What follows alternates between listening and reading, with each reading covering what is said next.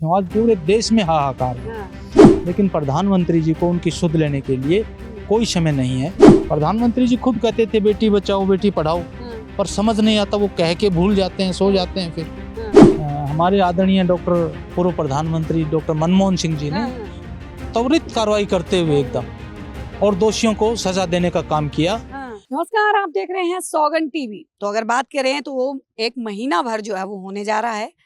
पहलवान धरने पे बैठे हैं, लेकिन सूद नहीं ले रही है सरकार। प्रधानमंत्री जी विदेशों में जा रहे हैं और कहीं ना कहीं अपने सांसद को नहीं हिला पा रहे हैं पद से। क्या कहेंगे, खाप पंचायतों ने नार्को टेस्ट का जो डिमांड की थी, अब कहीं ना कहीं बृजभूषण तो मान गए, लेकिन उन्होंने शर्त रख दी कि पहलवान भी करवाएंगे। हालांकि बजरंग पुनिया ने भी हाँ कर दी है। लगता है कुछ होगा। देखिए, एक महीना भर से जब यहाँ बैठी हैं देश की बेटियां आके और पहलवान जिनके ऊपर देश गर्व करता है, लेकिन बड़े शर्म की बात है कि प्रधानमंत्री जी को मन की बात करने का तो समय मिल जाता है, विदेशों में घूमने का विषय मिल जाता है, और जब जहाँ चाहे नगर परिषद के चुनाव हो, प्रधानमंत्री जी को वहाँ चुनाव प्रचार करने के लिए भाजपा का एक कार्यकर्ता बन के बहुत समय है। लेकिन चाहे किसान धरने पे बैठे हों, हमारे खिलाड़ी बैठे हों, नौजवान बैठे हों, कर्मचारी बैठे हों, आज पूरे देश में हाहाकार है, लेकिन प्रधानमंत्री जी को उनकी सुध लेने के लिए कोई समय नहीं है। कहीं ना कहीं प्रधानमंत्री को तो पूरे देश को देखना है। देखिए, यही तो हम कह रहे हैं कि प्रधानमंत्री जी को पूरा देश देखना है और देखना चाहिए, लेकिन प्रधानमंत्री जी को अपने मित्र अंबानी अडानी और अपनी पार्टी को आगे बढ़ाने के सिवाय देश नहीं दिख रहा है। यही तो हम कहना चाहते हैं कि देश को देखिए प्रधानमंत्री जी, आप देश के प्रधानमंत्री हैं, आपको इस कुर्सी पे पूरे देश ने बिठाया, ना कि चंद लोगों ने बिठाया है। नहीं तो क्या लगता है कि कांग्रेस राजनीति नहीं कर रही है पहलवानों के नाम पे? देखिए, कांग्रेस कभी भी राजनीति नहीं करती है। पहलवानों के नाम की अगर बात करें तो पहलवान हों, कर्मचारी हों, और फिर यहाँ तो आज देश की बेटियां बैठी हैं।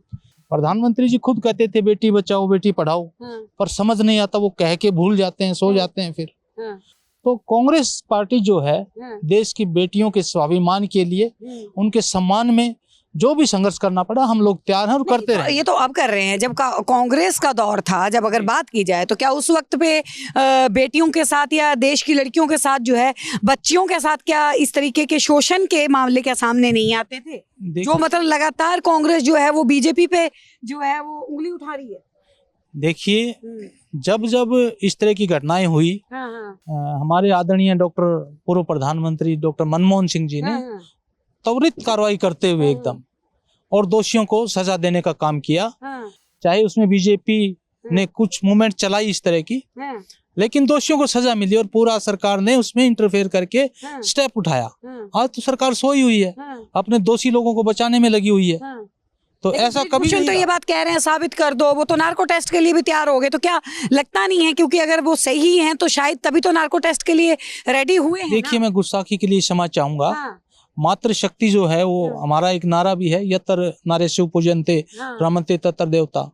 कोई भी महिला शक्ति, चाहे माता हो, बहन हो, बेटी हो, कोई भी, क्या वो सरेआम रोड पे आके जब कहने को मजबूर हो गई हैं, तो ऐसा नहीं लगता मुझे कि उसमें कोई झूठ होगा या कोई बरगलाने की कोई बात होगी। जब उनके साथ पीड़ित इस तरह का काम हुआ है तो वो लोग रोड पे आके बैठे हैं, जब कहीं सुनवाई नहीं। अटकलें तो ये लगाई जा रही हैं कि जब इस फेडरेशन के जब चुनाव हुए थे, उस वक्त पे हुड्डा, भूपेंद्र सिंह हुड्डा, और इन दोनों में से जो है वो किसी एक को चुनना पड़ा था, तो वो बृजभूषण चुने गए थे। तो कहीं ना कहीं जो है वो हुड्डा ने इन पहलवानों को उकसाया, क्योंकि अगर और बात की जाए तो और भी तो तमाम बहुत सारे पहलवान हैं, चाहे दाकरेट खली हो या फिर बबीता फोगाट हो, वो लोग तो समर्थन देने के लिए सामने नहीं आ रहे। यही तभी तो अटकलें लगाई जा रही है कि दीपेंद्र हुड्डा चक्कर पे चक्कर काट रहे हैं जंतर मंतर के, भूपेंद्र हुड्डा इतने चक्कर काट रहे हैं यहाँ पे जंतर मंतर के। कहीं ना कहीं मतलब इन महिलाओं का जो है वो सहारा लेके इनको आगे जो है राजनीति में घुसाने की कोशिश की जा रही है। चूंकि पीड़ित जो बेटियां हैं वैसे तो पूरे देश की हैं, लेकिन उनमें बहुतायत में हरियाणा से संबंध रखती हैं। और हरियाणा के ऐसा ही नहीं कि भूपेंद्र हुड्डा या दीपेंद्र हुड्डा, हमारी बहन कुमारी शैलजा जी, किरण चौधरी जी, कैप्टन अजय यादव जी, प्रियंका गांधी जी, सभी लोग आए हैं। जहाँ भी कहीं अत्याचार जुल्म ज्यादती होती है तो कांग्रेस पार्टी के नेता भी वहाँ पहुँचते हैं और ये तो हरियाणा से जुड़ा हुआ मामला है, तो हरियाणा के लोग हमारे सभी यहाँ पहुंच रहे हैं और पीड़ित बेटियों के पक्ष में। कह रहे हैं कि सिर्फ और सिर्फ एक जात की, एक उसकी जो है, एक जगह की जो है ये लड़ाई है, क्योंकि ये लोग जो है वो पूरा होल्ड जो है वो अपने हाथ में लेना चाहते हैं। ये जाटों ने उकसाया है। देखिए, मैं अब क्या कहूँ ब्रिजभूषण के बारे में, लेकिन बेटी और रोटी जो कहते हैं, बेटी की कोई जात नहीं होती, बेटी सबकी सांझी होती है, हर कौम की।